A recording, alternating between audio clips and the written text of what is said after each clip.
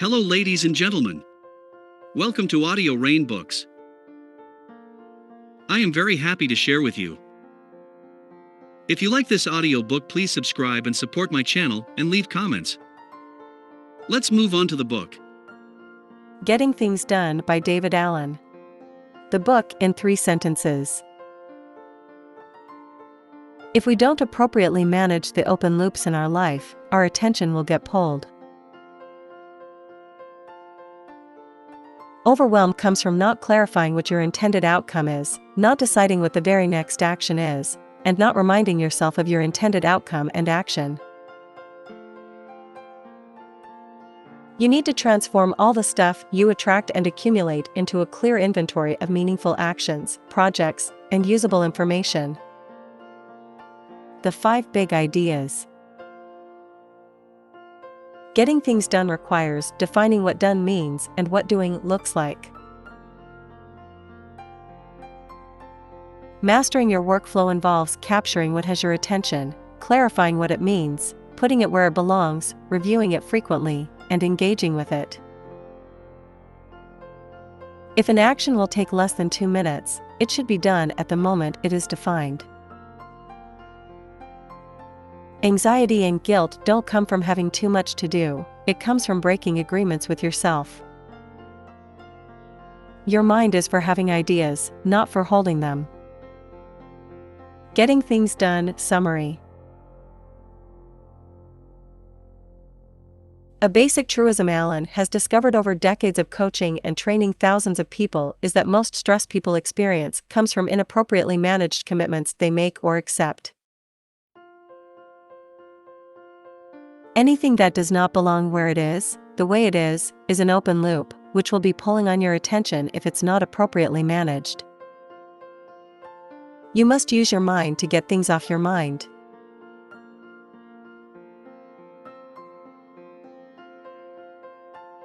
Most often, the reason something is on your mind is that you want it to be different than it currently is, and yet, you haven't clarified exactly what the intended outcome is. You haven't decided what the very next physical action step is, or you haven't put reminders of the outcome and the action required in a system you trust. Until your thoughts have been clarified and decisions have been made, and the resulting data has been stored in a system that you absolutely know you will access and think about when you need to, your brain can't give up the job. It's a waste of time and energy to keep thinking about something that you make no progress on. We need to transform all the stuff we attract and accumulate into a clear inventory of meaningful actions, projects, and usable information. Getting things done requires 2 basic components. Outcome. Defining what done means. Action. What doing looks like. You need to control commitments, projects, and actions in 2 ways. Horizontally. Maintaining coherence across all the activities in which you are involved. Vertically. Managing thinking, development, and coordination of individual topics and projects. The goal for managing horizontally and vertically is the same: to get things off your mind and get them done. There is usually an inverse relationship between how much something is on your mind and how much it's getting done. There is no reason to ever have the same thought twice unless you like having that thought. The 5 steps of mastering workflow. Capture. Collect what has your attention. Clarify. Process what it means. Organize. Put it where it belongs. Reflect. Review frequently.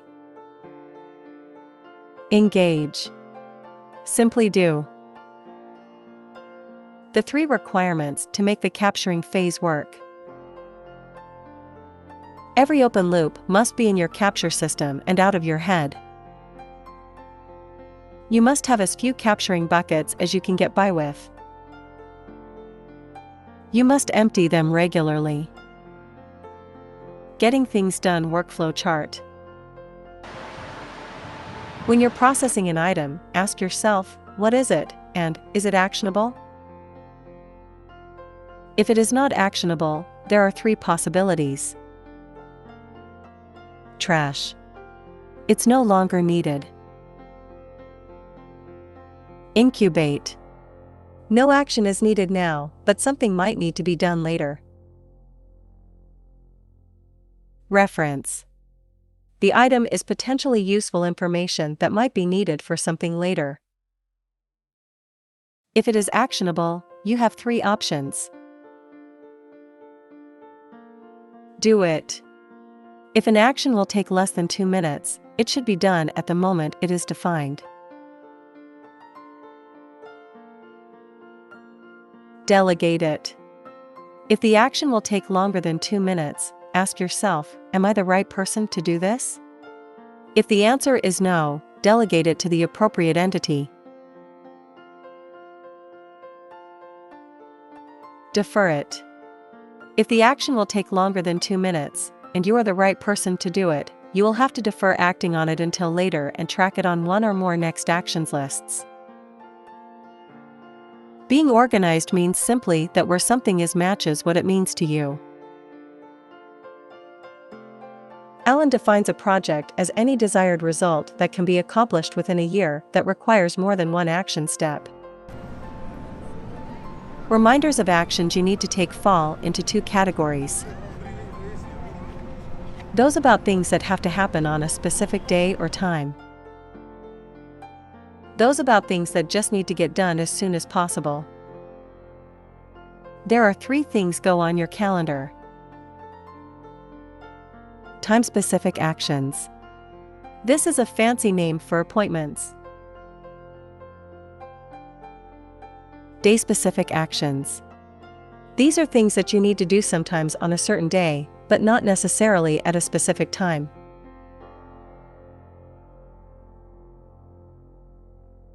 Day-specific information.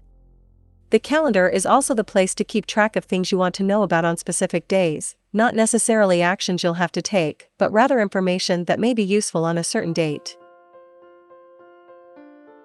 It's useful to have a calendar on which you can note both time-specific and day-specific actions. Next actions lists, which, along with the calendar, are at the heart of daily action management organization and orientation. No action systems fall into 3 categories. Trash. This is self-evident.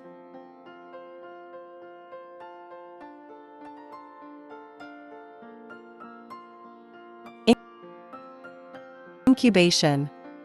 These are things that require no immediate action but are worth keeping. There are 2 kinds of incubation tools, someday/maybe lists, and 2, a tickler system. Someday/maybe items are of the nature of projects I might want to do, but not now, but I'd like to be reminded of them regularly. A tickler system is for items that you don't want or need to be reminded of until some designated time in the future.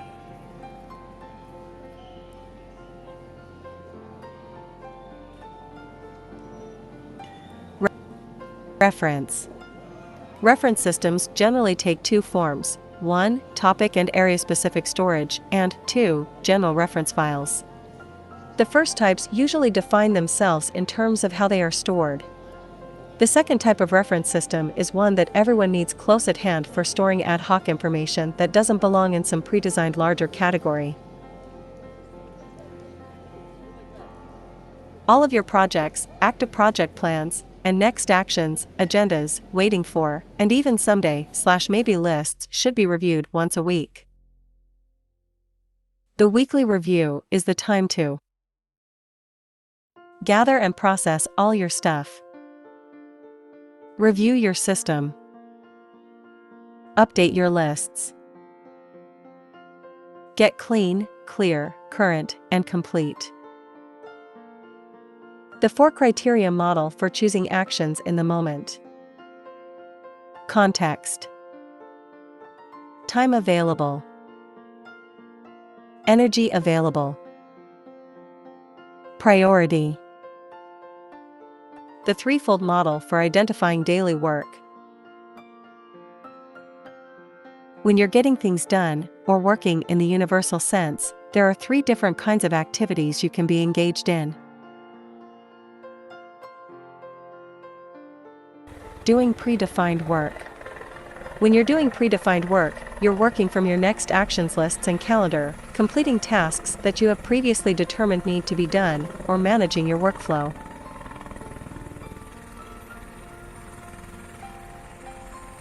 Doing work as it shows up. Every day brings surprises, and you'll need to expend some time and energy on many of them. However, when you follow these leads, you're deciding by default that these things are more important than anything else you have to do at those times. Defining your work. Defining your work entails clearing up your in-tray, your digital messages, and your meeting notes, and breaking down new projects into actionable steps. The 6-level model for reviewing your own work. Horizon 5, Purpose and Principles. Horizon 4, Vision. Horizon 3, Goals. Horizon 2, Areas of Focus and Accountabilities. Horizon 1, Current Projects. Ground, Current Actions. This is the accumulated list of all the actions you need to take. Horizon 1, Current Projects. These are the relatively short-term outcomes you want to achieve, e.g. organizing a sales conference. Horizon 2, Areas of Focus and Accountabilities. These are the key areas of your life and work within which you want to achieve results and maintain standards. Horizon 3, Goals. These are things you'd like to accomplish or have in place, which could add importance to certain aspects of your life and diminish others. Horizon 4, Vision. What do you want your life and work to look like in 3 to 5 years? Decisions at this altitude can easily change what your work might look like on many levels. Horizon 5, Purpose and Principles. This is the big picture view. The key ingredients of relaxed control are clearly defined outcomes, projects, and the next actions required to move them toward closure. Reminders placed in a trusted system that is reviewed regularly. If you're waiting to have a good idea before you have any ideas, you won't have many. Often the only way to make a hard decision is to come back to the purpose of what you're doing. If you're not sure why you're doing something, you can never do enough of it. One of the most powerful life skills and one of the most important to hone and develop for both professional and personal success is creating clear outcomes. If a project is still on your mind, there's more thinking required. The big secret to efficient creative and productive thinking and action is to put the right things in your focus at the right time. One of the best tricks for enhancing your productivity is having organizing tools you love to use. Until you've captured everything that has your attention, some part of you will still not totally trust that you're working with the whole picture of your world. You can only feel good about what you're not doing when you know everything you're not doing. Here are the 4 categories of things that can remain where they are, the way they are, with no action tied to them. Supplies. Reference material. Decoration.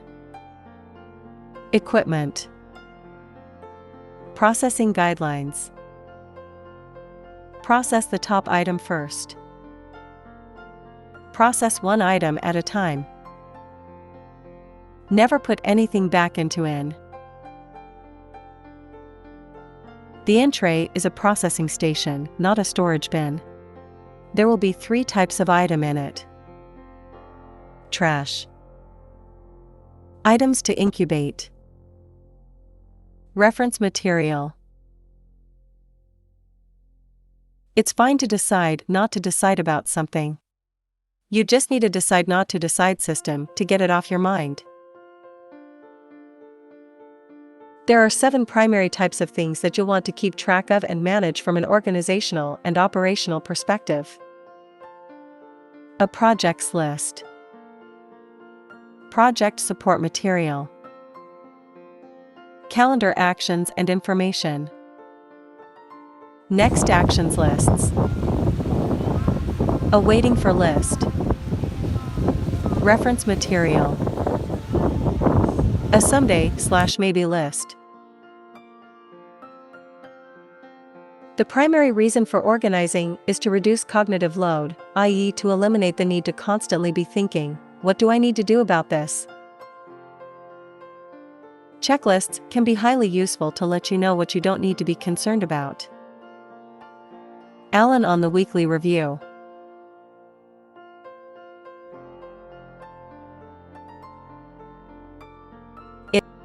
It is whatever you need to do to get your head empty again and get oriented for the next couple of weeks. It's going through the steps of workflow management, capturing, clarifying, organizing, and reviewing all your outstanding commitments, intentions, and inclinations, until you can honestly say, I absolutely know right now everything I'm not doing but could be doing if I decided to. Your best thoughts about work won't happen while you're at work. The world itself is never overwhelmed or confused, only we are, due to how we are engaged with it. Alan recommends to always keep an inventory of things that need to be done that require very little mental or creative horsepower. One of the best ways to increase your energy is to close some of your loops. It is impossible to feel good about your choices unless you are clear about what your work really is. There are no interruptions, there are only mismanaged inputs. Do unexpected work as it shows up, not because it is the path of least resistance, but because it is the thing you need to do vis-a-vis all the rest. Handle what has your attention and you'll then discover what really has your attention. Alan believes the most important thing to deal with is whatever is most on your mind. If you're not totally sure what your job is, it will always feel overwhelming. When you're not sure where you're going or what's really important to you, you'll never know enough. There are 2 types of projects, however, that deserve at least some sort of planning activity. Those that still have your attention even after you've determined their next actions. Those about which potentially useful ideas and supportive detail just show up ad hoc. One of the greatest blocks to organizational and family productivity is the lack of someone about the need for a meeting and with whom to move something forward. The sense of anxiety and guilt doesn't come from having too much to do, it's the automatic result of breaking agreements with yourself. Negative feelings are simply the result of breaking those agreements, they're the symptoms of disintegrated self-trust. Maintaining an objective and complete inventory of your work, regularly reviewed, makes it much easier to say no with integrity. When a culture adopts "what's the next action" as a standard operating query, there's an increase in energy, productivity, clarity, and focus. Defining what real doing looks like on the most basic level and organizing placeholder reminders that we can trust are master keys to productivity enhancement and creating a relaxed inner environment. Without a next action, there remains a potentially infinite gap between current reality need to do. Avoiding action decisions until the pressure of the last minute creates huge inefficiencies and unnecessary stress. Defining specific projects and next actions that address real quality of life issues is productivity at its best. Your mind is for having ideas, not for holding them. You can only put your conscious attention on one thing at a time. Providing yourself the right cues, which you will notice at the right time, about the right things, is a core practice of stress-free productivity. Recommended reading. If you like getting things done, you may also enjoy the following books. 7 Habits of Highly Effective People by Stephen R. Covey. Deep Work, Rules for Focused Success in a Distracted World book by Cal Newport. Eat That Frog. Get More of the Important Things Done, Today, by Brian Tracy. Buy the book, Getting Things Done. Thank you for listening this audiobook. I am very happy to share with you. If you like this audiobook, please subscribe and support my channel and leave comments. Have a nice day. Bye bye.